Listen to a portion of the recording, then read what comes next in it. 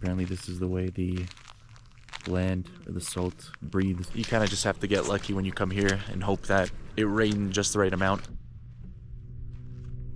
Alright, today's video we're going to be heading to Salar de Uyuni, which is a nice salt flat that when it gets wet it has a nice mirror effect. So hopefully we're going to be able to see that, even though it's hasn't rained here in a very long time. But we're starting the tour off in the train cemetery, which, if you're wondering why do they have a train cemetery, it's because back in the day there weren't buses, there weren't cars, taxis to compete with the trains. So everyone used to go from village to village, city to city in trains. Eventually the competition of buses, taxis ended up defeating the trains.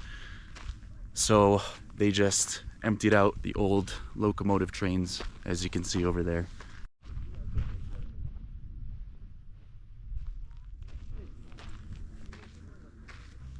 Trying to figure out how I can climb this.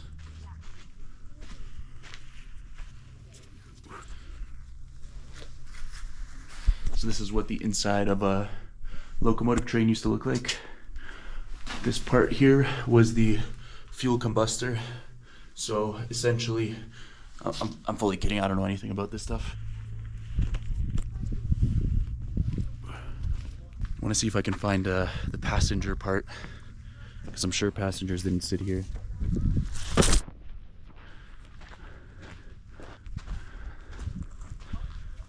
Anyways, I think that's the gist of it, so I'm gonna head back to our car.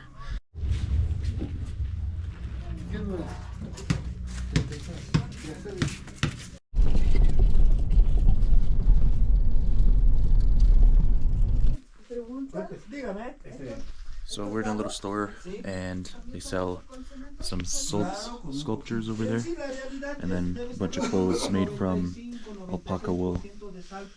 They have a bunch of llamas and vicuñas here as well, but their fur isn't as warm. So all this is made from alpacas. Chocolate con sal. A 20 bolivianos. Ese es con ajo. Sí, con ajos. Una de esas, por favor. ¿De cuál? Ah, gracias. Para el auto. Bueno, gracias. ¿Cuál? Quinoa, coca, de sal. Gracias.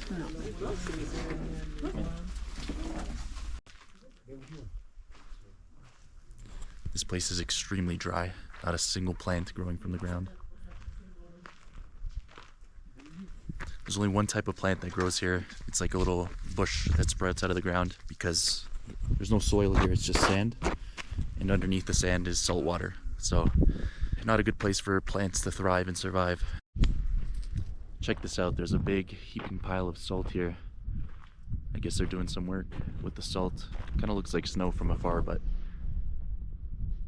this is what the salt looks like. Alright, well, I got my chocolate. This is what the chocolate looks like. Let's give it a try. You can see the little white bits of salt. It's good. It's pretty salty, but that's what you would expect. But it is good. I don't usually like dark chocolate, but this is good. Bienvenidos a esta pequeña población llamada Colchani. Colchani o Puerto Seco, como lo llaman otras personas. Las cerca 1800 personas que viven en esta pequeña población solo se dedican al trabajo de la sal, porque la tierra es salada, el agua es salado, no da para sembrar nada ni para criar nada. Salar de Uyuni, el más grande de Bolivia y del mundo. Esta es pues la sal gruesa o sal cruda, la que no está procesada aún, la que no tiene yodo. Dice que es muy buena para hacer los churrascos o las parrilladas. Nosotros lo llamamos lo que son los adobes o bloques de sal, panes de sal decimos también. Dentro del bloque no todo es sal, hay diferentes capas o niveles. Tierra, sal, tierra, sal, tierra. Cuando seca, seca igual de duro que el cemento también. Que estamos caminando encima de la sal. Y no es justo que estemos embolsando y vendiendo a las personas, ¿no es cierto? Entonces, pero así han empezado estas plantas. Así era. Lo iba llenando así de esta forma. Y toda esta sal es para consumo interno. Acá en Bolivia nada más, porque no tenemos cómo exportarlo o sacarlo de acá de Bolivia. Había un proyecto de llevarlo por el lado de Chile, pero ustedes saben que con Chile nosotros nos queremos mucho, ¿no es cierto? Desde hace años, y así se quedó en... Ahora, se preguntarán el costo de la sal. Una familia acá en la población, les hablo de 6, 7 personas, trabajando desde las 5, 6 de la mañana, todo el día, hasta las 10, 11 de la noche. Hacían 5,000 de estas bolsitas. En sí, 100 paquetes grandes de esas, ¿ya? Pero ¿cuánto les pagaba? Era 50 bolivianos, chicos, a toda la familia, ni siquiera a cada uno. Era mucho trabajo para ganarse así tan poco. Pero por una parte también, ¿por qué? Porque este paquete entero de 50 bolsitas costaba solamente 5 bolivianos. Entonces al dueño no le salía mucho también. Para empezar tiene que pagar al transportista que saca esa sal gruesa, cruda del salar. Al molinero, el que va a moler en la máquina. El yodo les decía, 1 kilo de yodo, $180. Y las personas en acá ni siquiera conocían el dólar. Era mucho dinero para ellos. Aparte se paga de la bolsita, del empaque grande, de la garrafa, todo eso.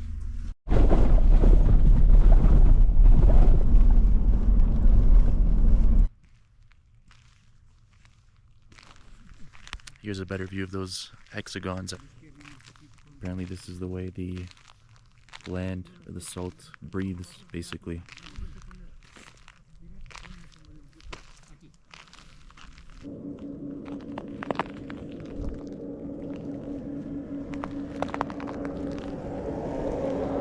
Listo. Solamente aprieto acá. Ah, sí, ya está grabando. Ya. ¿Más? Ok, stop. Actúa.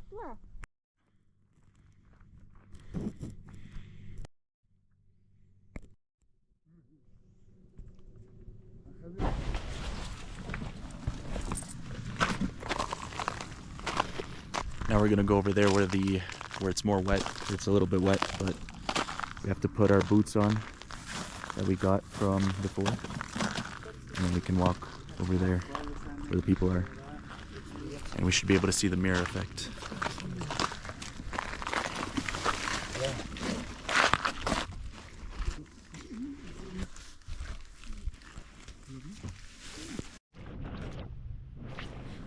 All right, we've arrived at the watery area, so we have our boots on. This is a place where you can see the mirror effect because it's been super dry in Bolivia lately.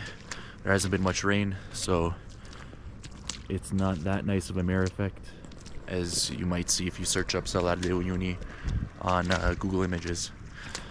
But let's see if we can find a good spot with a nice mirror effect. Looks like over there is the cleanest.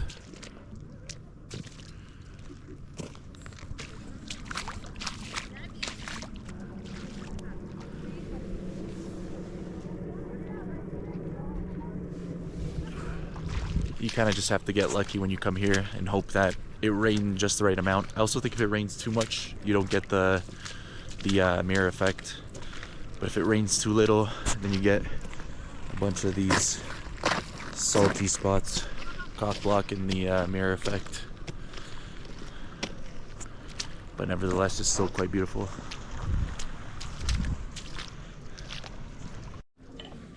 El que quiera repetición avisa.